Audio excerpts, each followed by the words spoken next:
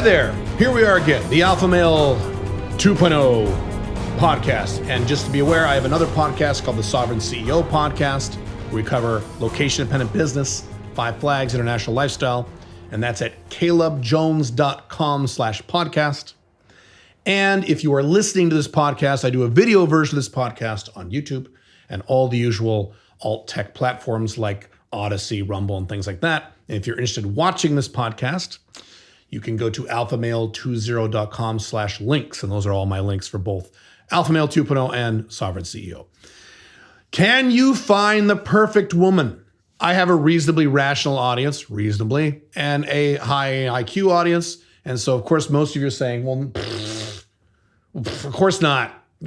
What a stupid question. That's clickbait, Caleb. That's bullshit. Correct. You cannot find the perfect woman for you. That is not possible. That is Disney. However, it is not as simple as that. It's not a yes or no answer. And there's a lot of complication and nuance to this. And we can attach specific numbers to the concept of the ideal person for you. So let's switch. Can I find the perfect woman for me? And let's switch that to, can I find the ideal woman for me? Because the answer to that is yes. But that is also Disney if you don't pay attention to certain facts. And a lot of men, particularly younger men, and when I say younger men, men under the age of 35, have very silly, stupid fantasies about this, including pickup artists, including players, including red pill guys, including alpha males. They have this weird view that if they just do certain things, they can bring the ideal woman into their life and they can settle down with this woman who is not perfect. Of course, I don't expect perfect, Caleb, but ideal for me in every way, and I'm going to be happy and in bliss forever. That is also inaccurate. That's not true either. Not exactly. Now, you may say, but Caleb, wait a minute. You're married. You're married to someone, Pink Firefly. So you're saying she's not the ideal woman for you? What are you saying here? It doesn't make any sense coming from you, Caleb. So let me explain exactly how this works with actual numbers. And this is something that men do not understand. Most men don't understand this. Women certainly don't understand this. People don't get this, and I will lay it out for you. And by the end of this podcast, you will fully understand how this works with actual physical numbers that you can use to gauge, okay? Here's how this works. So number one, top of the list. You can find the ideal woman for you. Now, when I say the ideal woman, that is the woman that you can be with long-term. And when I say long-term, I always have specific definitions for everything I use, every term I use. That means more than 3 years, okay? A relationship or marriage or whatever you want to call it, live in or not, that lasts well more than 3 years, okay? Under 3 years, I don't call that, I call that short-term or medium-term. Over 3 years is something that is long-term, okay? When I settle down with Pink Firefly, this is someone I want to be with, ideally, if I can do it, for the rest of my life. That is certainly long-term. We've been together now 8 years. We just celebrated our 4th wedding anniversary, according to her. We celebrated our 4th wedding anniversary about 6 months ago, according to me. I've clarified that on other podcasts, other videos. So we've been together a long time, and my objective is to be with her for the rest of my life. If I can do that, yes, I know the statistics. I'm not stupid about this. I'm not Disney about this. I'm not irrational about this. But that is what I want, and that is what I'm working toward. Now, in order for me to accomplish this, if I value long-term happiness, okay, which you should as an Alpha Male 2.0, well, our highest value is long-term masculine happiness, which can only be accomplished by long-term masculine freedom, which means things like you can't have a job, you have to have your own location-independent business, you can't be monogamous because then she runs your life, you're not free anymore, you have to be able to fuck other women whenever you want, even if you're married, even if you're serious, even if she's a girlfriend, even if you have kids. So it means all the other parameters of Alpha Male 2.0. And so if we value long-term happiness, if we're going to settle down with someone, and maybe some of you don't need to ever settle down with someone, and that's fine too. So obviously, if you're in that category where like, I don't ever want to be with anybody.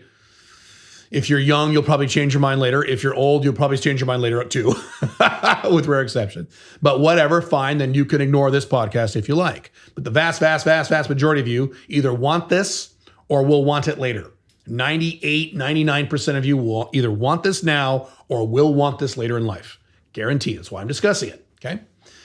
So if we want long-term happiness, and if we do settle down with a woman, that woman must be the ideal woman for us. If she's not the ideal woman, you will have drama and conflict and bullshit and problems, and you will be unhappy, which means you have just failed in the primary goal of the Alpha Male 2.0, which is long-term consistent happiness. So As many of you know, especially those of you who have followed my content for a long time, even back in the old Black Dragon days, you know that there was a time in my life where I averaged 2 proposals, marriage proposals or move-in together proposals from 2 different women every year for about 5 years straight from various different women. Women as young as 18 years old, women as old as 31 years old. That was the kind of the age range. Multiple women. So please, yes, I'll marry you. Yes, I'll sign a prenuptial agreement, Caleb. Yes, I'll let you fuck other girls, Caleb. Please, I want to marry you. Or in some cases, please, I want to move in with you. I love you. Okay, this was a regular occurrence in my life. So Pink Firefly was absolutely not the first candidate for this. I had many other candidates who didn't make the cut. Now, obviously, I said no to all those women. The only woman I've lived with since my conversion to Alpha Male 2.0 about 15 years ago is Pink Firefly. So I turned down their very generous offers.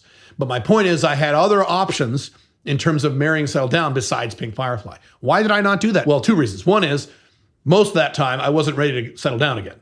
I took a good 10 years and played the field and had MLTRs. It was wonderful. I didn't want to settle down. I had a very specific plan of when I was ready to settle down.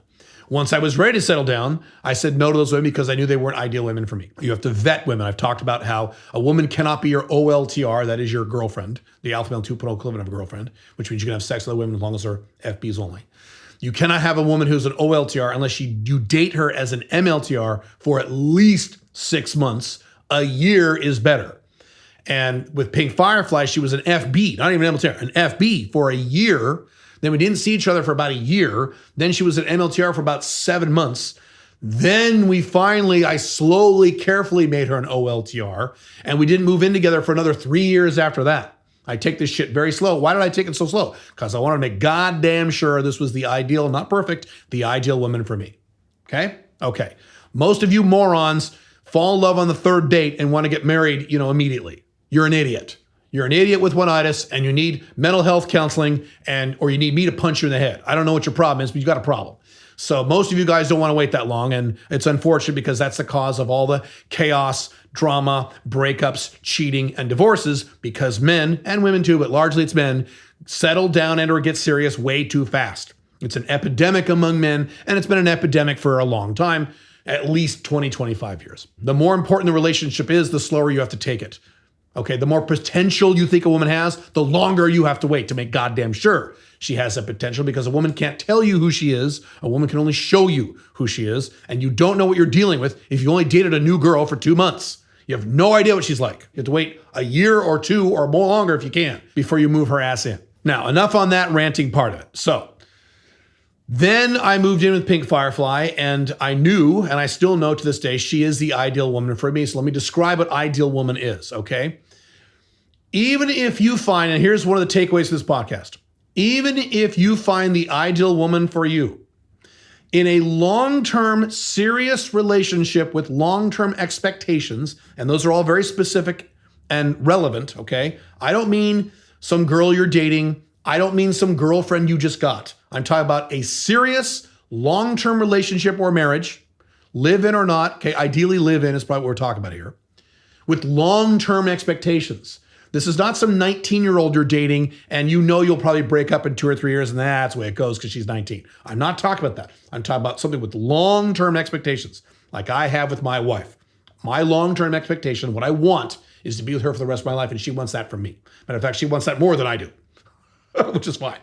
So with those types of relationships, even if she is the ideal, perfect woman for you, quote unquote, when you move in with her, there will be at least 10% of her that you will hate. Okay? There will be at least 10% of her that you will hate. 10%. Okay? And that is normal. This is something people don't understand. By the way, the reverse is also true. There will be at least 10% of you that she will fucking hate. Not that she doesn't like, not that she's neutral about, she will hate. She'll be like, oh, I hate that. Okay? This is how it works. And if you've ever lived with a woman longer than 3 years, you know what I'm talking about, okay? And matter of fact, you probably made some more mistakes that I'll cover in a minute. But the fantasy of you moving in with someone and settling down with someone who is perfect or ideal for you, and everything is great forever, doesn't exist. You can get 90% there. You can get 90% perfect, but there'll be 10% you can't stand. Okay? And that's the way it goes. And if you don't want to tolerate this 10% you don't like, you should never live with a woman for the rest of your life, which creates a whole new set of problems that are beyond the scope of this podcast. But if you're like, nope, I don't want to put up with shit, even if it's 10%, don't move in with a woman, stay single, or date MLTRs, or have a girlfriend you never move in with, which is, I guess, an option. Okay, that's a separate conversation for another time. But I mean this, you're going to have to put up with 10% of shit from her that you don't like, even if she is the ideal perfect woman for you, because the 100% perfect ideal woman doesn't exist. But you can get to 90%. And that's why I went through so many women to find Pink Firefly. She's my 90%. There were other women who were 70%, 80%, 40%, 60%, okay? Women who I really liked, by the way. There were women who I really liked. Before Pink Firefly, there were, I would say 3-4 women who I really liked, okay? MLTRs. Really liked, really attracted to, got along great chemistry, all that shit. But I knew they were not ideal because it wasn't 10% that I didn't like. It was more like 20 or 30. In some cases, 40. I said, it doesn't matter. I like them, but that's not going to work out well if we settle down together. All right? 10%. That is the best you can get. Now, let me explain some aspects of that 10%. Here's what some other people do. Okay? And again, this applies to women too. If for some reason you're a woman listening to this podcast, this applies to you. If you settle down with a guy, there'll be 10% of him, even if he's the perfect guy for you in every way, 10% of him that you fucking hate, that drives you insane, that you can't stand. Okay? And if you're a man, there'll be 10% of your perfect ideal woman you fucking hate. Not like it's a little irritating. No, you hate it. You hate it, it sucks. And you got to put up with it if you want that kind of relationship to last. Now, here's what some people do. Normally, what people do is they stay in a relationship with someone who is not good for them. I will cover that in great detail in a moment. But what a lot of people do is that they will move in with someone who is the ideal person or really close to it. Maybe it's not 10%, maybe it's 15%, close to it, okay? Let's say it's 10%. And they'll say, oh, fuck this 10%. This person is perfect on this, but this one thing, or these two things over here, oh my God, I can't stand it. And eventually one day they just snap, they get pissed off at that 10% and they leave that person. Usually it is women leaving men. Statistically, I've quoted you all the statistics, okay? 70 to 80% of all divorces are initiated by the woman. Same thing with moving out in terms of men and women together. Most of those relationships are terminated by the woman. 3/4 of all girlfriend-boyfriend relationships are terminated by the woman. So usually this is the woman doing this. There's a 10% piece of that guy that she just can't fucking stand. Sometimes it is men, though. I was one of them, although she wasn't 10%. She was much worse than 10%. But anyway, sometimes it's a man doing it. And my point is, if you have this person that you are quote-unquote married to, I don't care if you're legally married or not. If you live with a woman, you live the lifestyle of a married man, so I call those married men. So if you are quote-unquote married to this woman, and she has that 10% you hate, and finally you end the relationship, let's say, because you can't stand that 10%. And you say, well, I married the wrong person. I'm going to go marry someone else now. When I say marry, I mean move in with her. I'm going to go move in with someone else. And because I've learned my lesson, not doing that again. So I'm going to go move in with someone else. And now I won't have this problem. Right. So all you're going to do, and I see people do this, men and women both, all you're going to do when you move in with that new woman, there will be another new 10% that now you have to deal with. The 10% you didn't like for the other woman is now gone. So she won't have that same problem, okay? But she'll have a new 10%, and you're like, oh, I fucking hate that now. All you did was exchange one 10% for another 10%. So when you are with the person who is ideal for you, and that's certainly my case, I'm with a woman who is ideal for me. When I'm bothered by this 10%, I have to remind myself, if I ended this relationship and just got another chick, which I could do, okay, I could do that, I would just be exchanging that 10% for another 10% I'd hate. So what's the fucking point? Because I know for sure, and I know for sure, because I've been with her so long, that she's the ideal woman for me, okay? And if not the ideal woman, an ideal woman, okay? Of course, there's more than one, okay? But that's my point. If you could exchange that one ideal woman with another ideal woman, which you can do statistically, there's the concept of soulmates isn't true. There are a lot of women who will be ideal for you in the world, right? There's 7 billion, 8 billion people in the world, right? You exchange that with another ideal woman, you're just exchanging another 10% you'll hate. So what the fuck are you doing?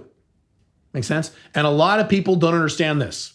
They think something's wrong when they got to deal with this 10%. No, that's normal. Welcome to being married to someone or settled down with someone. You're going to have to put up with that 10% for the rest of your life. And if you don't want to put up with that 10%, your only other option is to be single to not live with a woman for the rest of your life. Okay? Because if you get a new girl, you just get a new 10%. And if you're really stupid, you'll get the same 10%. See, a lot of guys do that. They go through a divorce or breakup from a chick. Usually the chick dumps him. They go get a new girl and they have the exact same fucking problem with the new woman because men are stupid about this. As I've talked about, men are stupid, women are insane. Right? Right. Okay. So that's the first aspect of this. Now, let me flip the script a little bit. The more common problem, what I just described is much less common. It happens, but I see it, but it's much less common. The other more common problem is that the person you settle down with has much more than 10% that you hate. She has 30% you hate, or 40% you hate, or 60% you hate. And again, women make this mistake too. They settle down with guys who have like 60% that they hate, 30% that they hate. And now they're in a dysfunctional relationship. Because when I say 10%, that's what it needs to be. That is not just a minimum, that is also a maximum. You don't want it more than 10%. Maybe 15, maybe go 15, okay? So consider 15 your maximum. If it's 20, 25, 30, 40, 50, 60%, you're a moron and you will live a lifestyle of up and down pain or consistent pain. And I see a lot of married couples, a lot of living together couples who are married to someone who they hate much more than 10%. They are constantly pissed off at these people, at least off and on. It's a regular event to be angry at the person, to be arguing with this person, to have chaos with this person, to have conflict with this person over and over and over and over and over because you married someone or you moved in with someone who had more than 10% of what you hate. And that's fucking dumb. Do you know the reason why people end up doing this? What's the reason why people do this?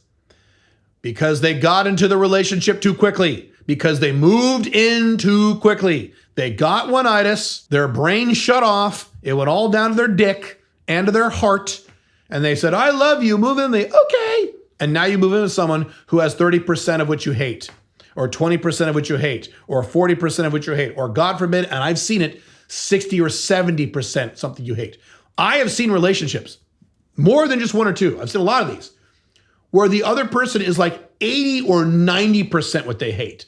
They like one thing about that person, and that's what got them to move in together with this person. They like one thing, or maybe one or two things, like a woman who moves in with a guy who has a lot of money. He has a lot of money, but he's awful. He is a horrible boyfriend, horrible husband. He beats her, he screams at her, he gets drunk, he fucks her sister, and it goes on, and it's awful. But he has a lot of money, so she stays in this horribly dysfunctional relationship. I have seen men do this. They have one thing the girl likes. She's hot. Or usually with men, it's two things. She's really good looking and she's really smart. Okay? She's good looking and she's smart. But everything else is terrible. She's a total fucking cunt to him all the time. She's jealous as fuck. She's high drama as hell. The sex is shitty, even if she's hot. The sex sucks. It's just nonstop chaos and problems, but the guy has one-itis, so he stays in a dysfunctional relationship. It should be 10% max, maybe 15. That's it. Or else you don't move in with her. And that's why it takes time to vet a woman. That's why you also have to date lots of women to find that woman. In The Unchained Man, my primary book at alphamalebook.com, I talk about the cream of the crop model of dating, where instead of looking for this perfect person and hoping that the next girl you meet is this perfect person, and you have this big checklist like a woman over age 33 on a first date where you're asking, well, where did you go to college? Or what do you do for a living? Or how much do you make? Are your parents still married? You have this goddamn checklist like a chick trying to find this perfect woman. Instead of doing that, you go have sex with everybody.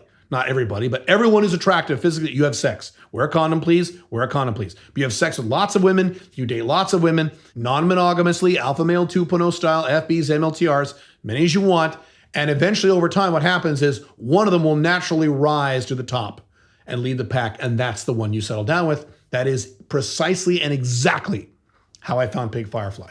If you think that I found Pink Firefly by looking around for this perfect woman who looked like this blonde girl with big boobs, who was skinny, who had this exact personality I wanted and didn't want to have any more kids, I didn't do any of that. I was dating lots of women when I met Pink Firefly. Matter of fact, the funny part of this is when she was an FB, we first started seeing each other, I told her casually, I said, I was sitting, I remember doing this. I was sitting on her couch in her apartment time. This is almost 10 years ago, a long time ago. I said, I'm dating 4 other women right now besides you. And she's like, oh. And what's hilarious is she thought I was lying because she didn't know me well yet. I don't lie. But she didn't know that about me yet. She thought I was just bragging or something. I don't know. But it was true. I was. So I was dating a lot of women when I met her. And I had dated a lot of women before I met her, as you know. And that was just a natural result.